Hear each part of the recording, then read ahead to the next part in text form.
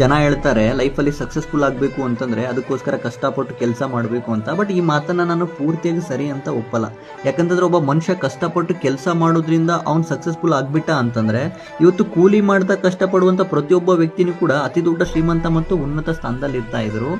So ಬಹಳಷ್ಟು ಜನ successful ಪರ್ಸನ್ಸ್ಗಳ ಜೊತೆ ಮಾತನಾಡಿದಾಗ ನನಗೆ ಗೊತ್ತಾಯಿತು, ಯಾವುದಾದ್ರೂ ಒಬ್ಬ ವ್ಯಕ್ತಿ ಲೈಫಲ್ಲಿ ಯಶಸ್ವಿ ಆಗಬೇಕಂತಂದರೆ ಅವನ ಹತ್ರ ಈ ಎರಡು ಇರೋದು ತುಂಬ ಮುಖ್ಯ ಅಂತ.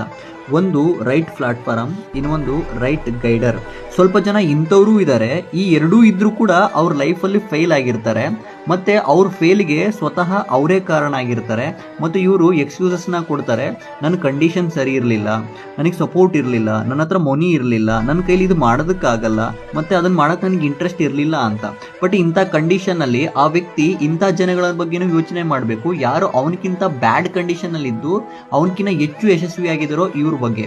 ಯಾವುದಾದ್ರೂ ಒಬ್ಬ ವ್ಯಕ್ತಿ ನಿಮ್ಕಿನ್ನ ಹೆಚ್ಚು ಬ್ಯಾಡ್ ಕಂಡೀಷನಲ್ಲಿದ್ದು ನಿಮ್ಕಿನ್ನ ತುಂಬ ಮುಂದುವರಿತಾ ಇದ್ದಾನಂತಂದರೆ ಸಿಂಪ್ಲಿ ಆಗಿರುವಂಥ ಮಾತು, ನೀವು ಕಾರಣಗಳನ್ನು ಕೊಡ್ತಾ ಇದ್ದೀರಾ ಅಂತ ಅರ್ಥ. ಓಕೆ, ಯಾರಾದರೂ ಒಬ್ಬ ವ್ಯಕ್ತಿ ತನ್ನ ಫೇಲ್ಗೆ ಸ್ವತಃ ತಾನೇ ಕಾರಣ ಆಗಿದ್ದಾನಂತಂದರೆ ಅವನ ಮುಖನ ಕನ್ನಡಿಲಿ ನೋಡ್ಕೊಳ್ಳಲ್ಲ.